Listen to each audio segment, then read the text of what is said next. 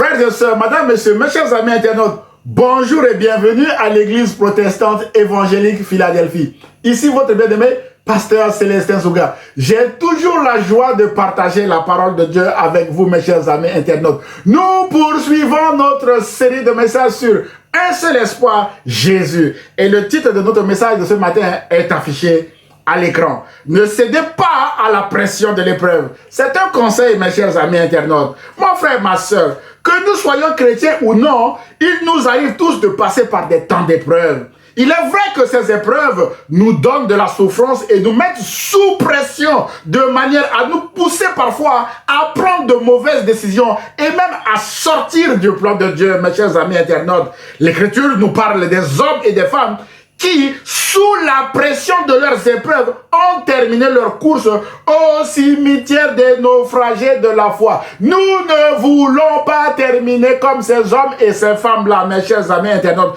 Mais la bonne nouvelle est que la Bible nous parle aussi des personnages qui n'ont pas cédé à la pression de leurs épreuves et qui ont obtenu la victoire parce qu'ils ont continué de faire confiance à Dieu, confiance à Jésus, mes chers amis internautes, dans leurs épreuves, et leur foi est devenue ferme et inébranlable en Dieu. Mes chers amis internautes, nous allons nous encourager avec les cas de ces hommes-là ce matin, mes chers amis internautes. Mon frère, ma soeur, 2 points seront abordés dans ce message, comme affiché à l'écran. Le premier point sera, c'est dangereux de céder à la pression de l'épreuve, mes chers amis internautes. Et le deuxième et dernier point sera Jésus, notre seul espoir face à la pression de l'épreuve. Point numéro 1, c'est dangereux de céder à la pression de l'épreuve, mes chers amis internautes. Frères et sœurs, l'Écriture donne plusieurs cas de figure où des hommes et des femmes ont cédé à la pression de leurs épreuves et ont payé un prix fort de leurs mauvaises décisions.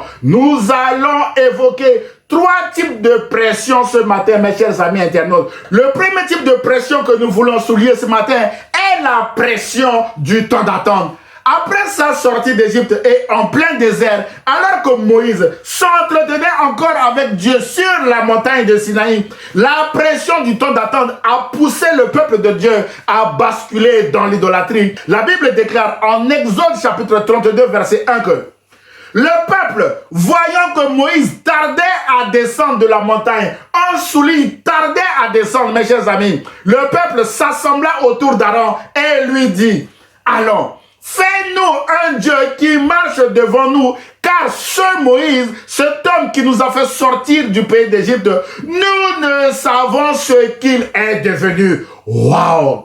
Mes chers amis internautes, frères et sœurs, le peuple de Dieu avait patienté pendant 430 ans d'esclavage en Égypte jusqu'à ce que Dieu intervienne pour les libérer. Mais chemin faisant, le peuple se retrouve en plein désert sans son leader. C'est une épreuve, mes chers amis. Le peuple n'était plus capable de supporter pendant quelques heures l'absence de Moïse, même pour la bonne cause. Sous la pression de quelques heures de temps d'attente, Aaron va céder aussi à la pression du peuple en lui faisant un veau d'or qui deviendra le Dieu à qui le peuple va offrir des holocaustes et des sacrifices d'action de grâce. On le lit en Exode chapitre 32, verset 6, mes chers amis internautes.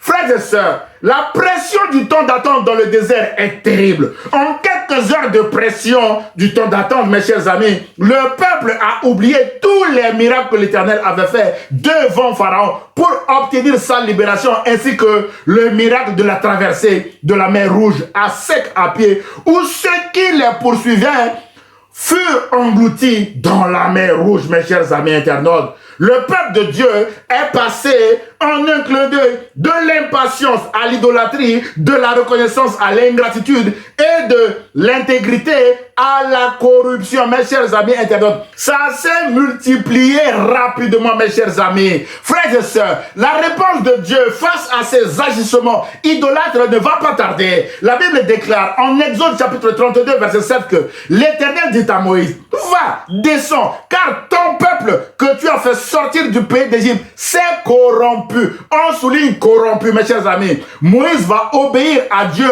et va descendre de la montagne pour remettre de l'ordre parmi le peuple. Et en un seul jour, Moïse et les enfants de Lévi vont égorger 3000 personnes parmi le peuple, d'après Exode chapitre 32, verset 28, mes chers amis. Voilà les conséquences de céder à la pression du temps d'attente. Mon frère, ma soeur, c'est dangereux de céder à la pression du temps d'attente, mes chers amis. Peu importe combien de temps vous avez déjà marché avec le Seigneur, depuis votre conversion, nous sommes tous confrontés à la pression du temps d'attente parce que la vie chrétienne est faite d'attente, mes chers amis. Ce matin, Dieu nous rappelle qu'il est un Dieu fidèle. Ce que sa bouche ou sa parole a promis, sa main va l'accomplir. Quelle que soit la durée du temps, mes chers amis internautes, Dieu avait promis à Moïse qu'il allait faire sortir son peuple de l'esclavage en Égypte. C'est pourquoi il a envoyé Moïse pour cette mission. Malheureusement, en chemin, le peuple a été impatient avec Moïse, impatient avec Dieu et a payé un prix fort en cédant à la pression du temps d'attente de Moïse dans le désert avec ce malheureux épisode du veau d'or qui a fait 3000 morts, mes chers amis internautes. Mais la bonne nouvelle est que suite à la prédication de Pierre à la Pentecôte, 3000 âmes furent sauvées, mes chers amis internautes. Le Dieu de justice, 3000 morts, le Dieu de grâce, 3000 âmes sauvées à Pentecôte. Mon frère, ma soeur, aujourd'hui encore, la pression du temps d'attente continue de faire des victimes dans notre société. Combien de couples sont déjà éclatés à cause de l'impatience d'un mari envers son épouse ou inversement? Combien de démissions ou de licenciements ont fracas à cause de l'impatience d'un supérieur hiérarchique sur ses collègues de travail ou inversement? Combien d'églises éclatées à cause de l'impatience des membres envers leur pasteur ou inversement, mes chers amis internautes? Mon frère, ma soeur, la foi chrétienne est faite d'attente. Dieu veut que nous marchions avec lui par la foi et non par la vue. D'après 2 Corinthiens chapitre 5 verset 7, mes bien-aimés, ce que nous voyons aujourd'hui peut nous mettre la pression et nous pousser à abandonner Dieu, à quitter Dieu, à divorcer, mes bien-aimés, avec nos conjoints ou à nous séparer précocement d'une bonne personne que Dieu a mise à nos côtés pour nous aider. Rappelez-vous que dans l'épisode du veau d'or que nous venons de voir, le peuple a voulu se séparer de Dieu et de Moïse, qui était la bonne personne à qui Dieu a confié la mission de le délivrer. Mais la bonne nouvelle est que Dieu n'a pas laissé le peuple changer son plan qui devait passer par Moïse, son serviteur. Alors, soyons patients afin de ne pas céder à la pression du temps d'attente, comme le peuple dans le désert, mes bien-aimés. La Bible déclare que, car c'est une prophétie dont le temps est déjà fixé. Elle marche vers son terme et elle ne mentira pas. Si elle tarde, attends-la, car elle s'accomplira certainement, mes chers amis internautes. Les promesses de Dieu s'accompliront certainement, mes chers amis internautes. Nous avons tout simplement à attendre le temps de Dieu, mes chers amis. Et l'apôtre Paul dit aux Corinthiens, mes bien-aimés, en 2 Corinthiens chapitre 1 verset 20 que « Car pour ce qui concerne toutes les promesses de Dieu, c'est en lui qu'est le oui. C'est pourquoi encore l'amen par lui est prononcé par nous à la gloire de Dieu, mes chers amis. » Autrement dit, toutes les promesses de Dieu sont oui et amen, parce qu'elles s'accompliront certainement, mes chers amis internautes. Alors, faisons confiance en Dieu en prenant le temps d'attendre avec une bonne attitude l'accomplissement des promesses de Dieu qui sont certaines, mes chers amis internautes. Frères et sœurs, mes chers amis internautes, le deuxième type de pression que nous voulons évoquer ce matin est la pression financière sous toutes ses formes, mes bien-aimés. La pression financière sous toutes ses formes est dangereuse. La pression de posséder plus d'argent pour faire face à notre avenir ou la pression de manquer d'argent demain pousse certains d'entre nous aujourd'hui à sortir du plan de Dieu pour leur vie, mes bien-aimés, en faisant parfois même des compromis éternels avec le diable. Ce phénomène n'est pas nouveau. La Bible nous raconte l'histoire d'un homme appelé Géasi, le serviteur du prophète Élisée. Dans sa cupidité, l'a conduit à attraper la lèpre de Naaman, un officier syrien, mes bien-aimés. Et ce faisant, Géasi était sorti du plan de Dieu. Nous lisons cette histoire en 2 Rois chapitre 5, mes chers amis internautes.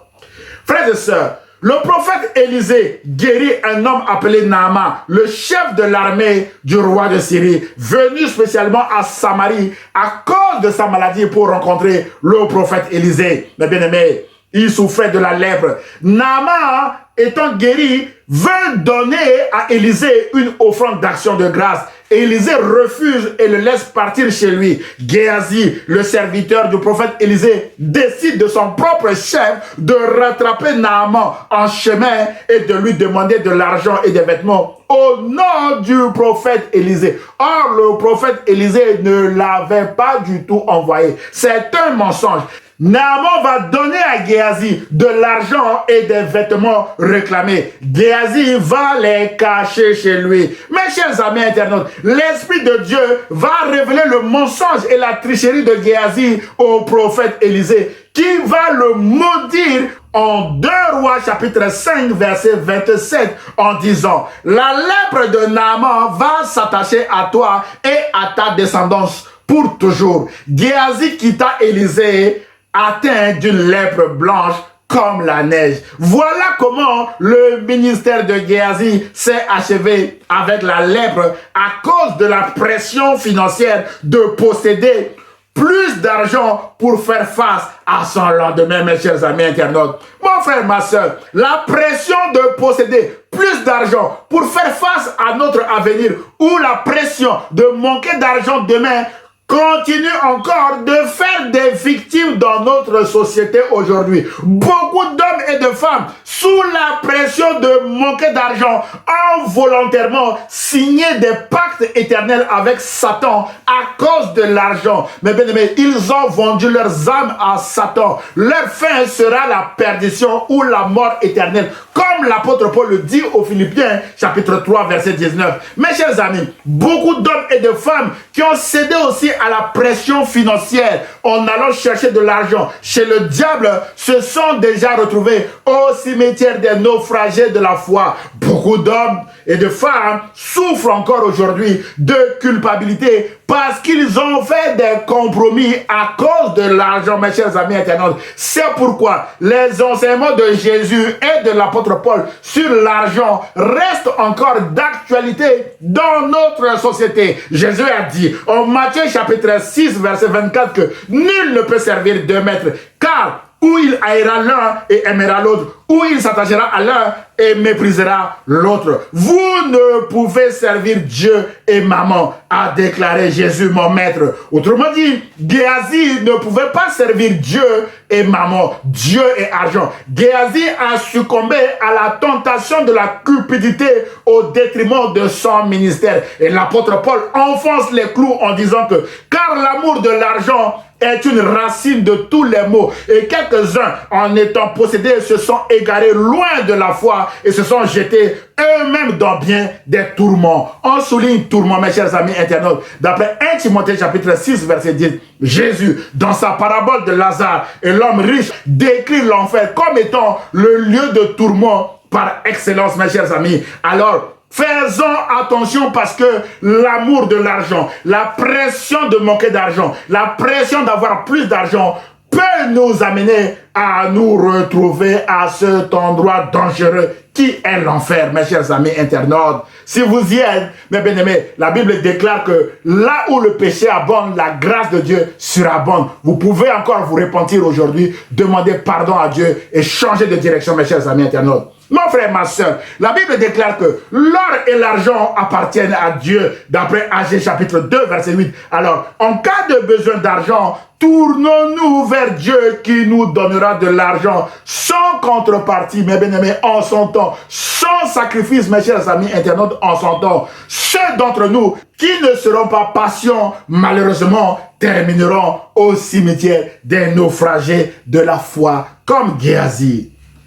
Frères et sœurs, mes chers amis internautes, le troisième et dernier type de pression que nous voulons évoquer ce matin est la pression du conformisme social. Je dois vivre et faire comme les autres gens de ma génération. Je dois me soumettre aux idées communément admises, aux usages, aux comportements, aux règles morales, à la façon de parler de plus grand nombre de personnes du milieu ou du groupe auquel j'appartiens. Si je ne le fais pas, je me sentirai rejeté par mon groupe social. Ce qui me met la pression de tout faire pour vivre comme les autres, mes chers amis internautes. Ce phénomène n'est pas nouveau. Au premier siècle de notre ère, l'apôtre Paul évoquait déjà à Timothée le cas de son collaborateur Démas qui a aussi vécu comme les gens de son époque en disant: car Démas m'a abandonné par amour pour le siècle présent. Il est parti pour Thessalonique, mes bien-aimés dans le Seigneur, d'après 2 Timothée chapitre 4 verset 10.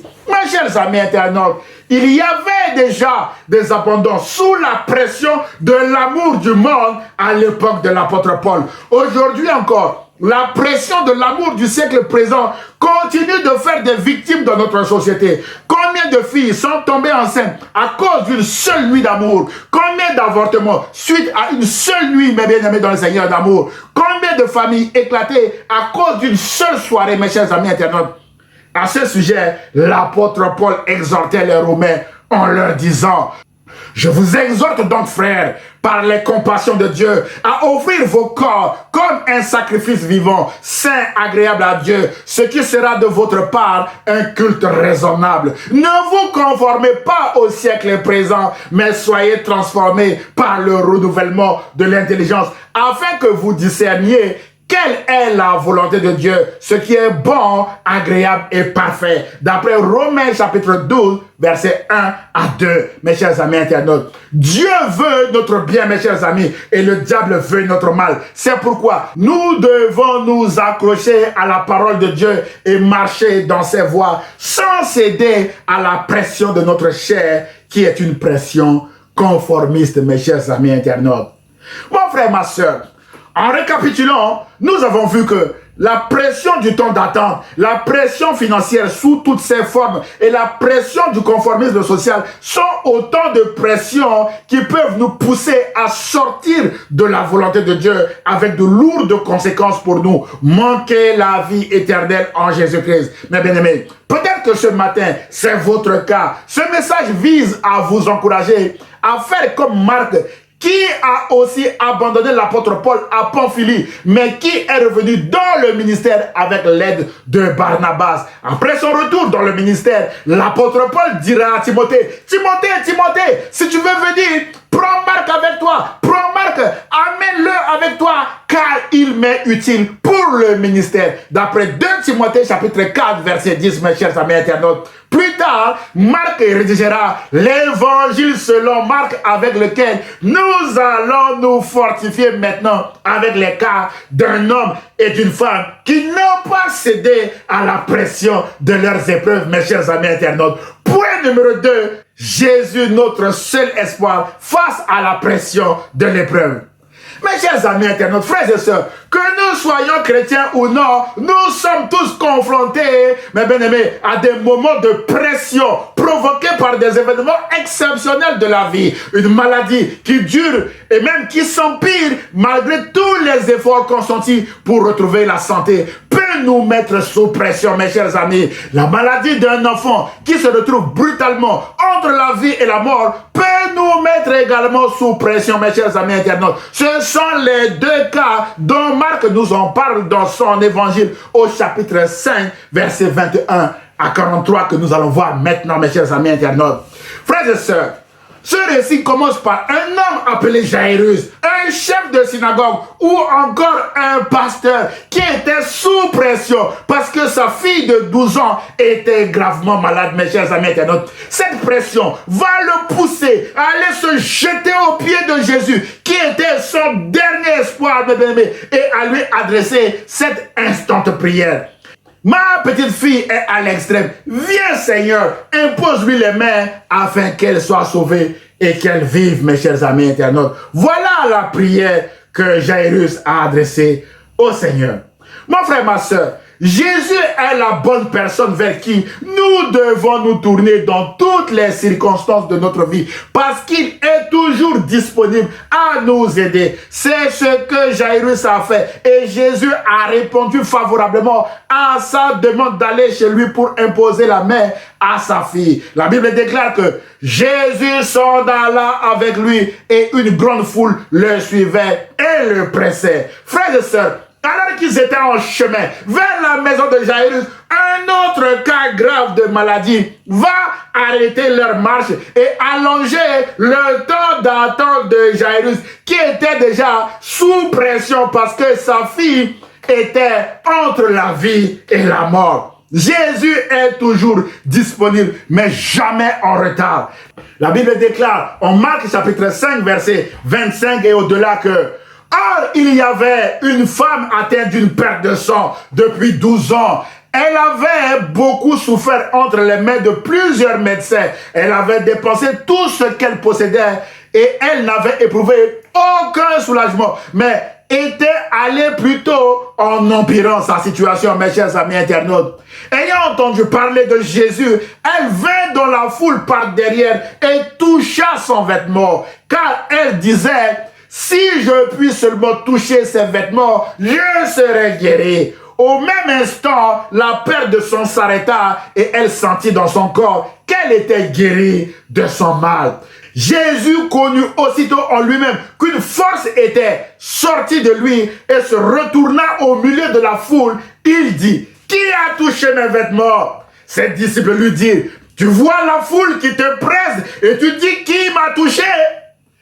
Et il regardait autour de lui pour voir celle qui avait fait cela. La femme, effrayée et tremblante, sachant ce qui s'était passé en elle, vint se jeter à ses pieds et lui dit toute la vérité. Mais Jésus lui dit: ma fille, ta foi t'a sauvée. Va en paix et sois guérie de ton mal. Waouh, mon frère, ma soeur. Mes chers amis internautes, frères et sœurs, c'est au pied de Jésus que tout se passe dans ces deux récits. Ayant entendu parler de Jésus et sous la pression de sa souffrance, cette femme se disait: si je puis seulement toucher ses vêtements, je serai guéri. Aussitôt dit, aussitôt fait, une force est sortie de Jésus pour entrer en elle et la guérir instantanément. Mon frère, ma soeur, sous la pression de l'épreuve, qu'est-ce que vous vous dites, mes bien-aimés dans le Seigneur? Ce que vous déclarez, c'est ce qui va vous arriver. Parce que la parole est créatrice, mes chers amis. Si vous blâmez Dieu sous la pression de vos épreuves, Satan va s'en servir pour chauffer la fournaise contre vous et vous détruire complètement. En revanche, si vous glorifiez Dieu en lui rendant grâce pour toutes choses au nom de notre Seigneur Jésus, c'est alors que Dieu fera concourir tout ce que vous traversez à votre bien et vous témoignerez ainsi de la grandeur de Dieu. C'est ce que cette femme a fait. Elle n'a pas cédé à la pression de cette maladie qui a duré 12 ans en croyant que Jésus peut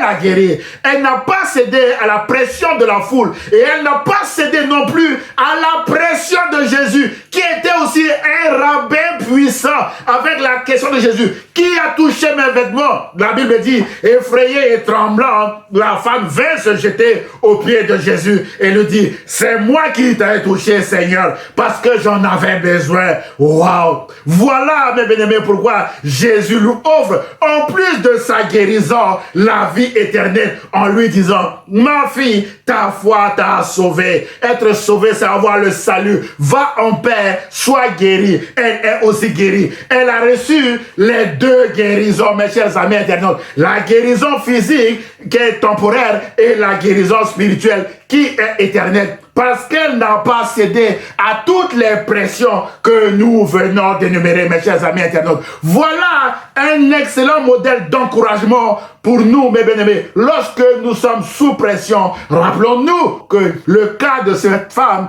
peut nous aider, mes chers amis internautes. Maintenant, alors dans tout ce que nous venons de voir, où est Jairus qui était déjà sous pression, mes chers amis internautes? Jésus n'a pas oublié Jairus. Mes chers amis, L'agenda de la relation d'aide de Jésus était très chargé. Mais la bonne nouvelle est qu'il répondait à tout le monde en tout temps et en heure, mes chers amis internautes. La Bible déclare en Marc chapitre 5, versets 35 à 36 que comme il parlait encore, survinrent de chez le chef de la synagogue des gens qui dirent « Ta fille est morte, ne dérange plus le maître. » Ou encore « Pourquoi importuner davantage le maître ?» Mais Jésus, écoutez ceci mes bien-aimés, sans tenir compte de ces paroles, dit au chef de la synagogue « Ne crains pas, crois seulement. » Jésus n'est pas impressionné par les messagers de malheur. Mes chers amis internautes, mon frère, ma soeur, les messagers de malheur viennent d'augmenter la pression de Jairus que ce que tu redoutais maintenant est arrivé. Ta fille est morte. L'irréversible vient d'arriver. Ne dérange plus le maître. Mais Jésus, sans tenir compte de ces paroles, dit à Jairus, ne crains pas, crois seulement. Autrement dit, ne te laisse pas abattre par cette mauvaise nouvelle, mon cher Jairus. Ne te laisse pas détruire par cette mauvaise nouvelle, mon cher Jairus.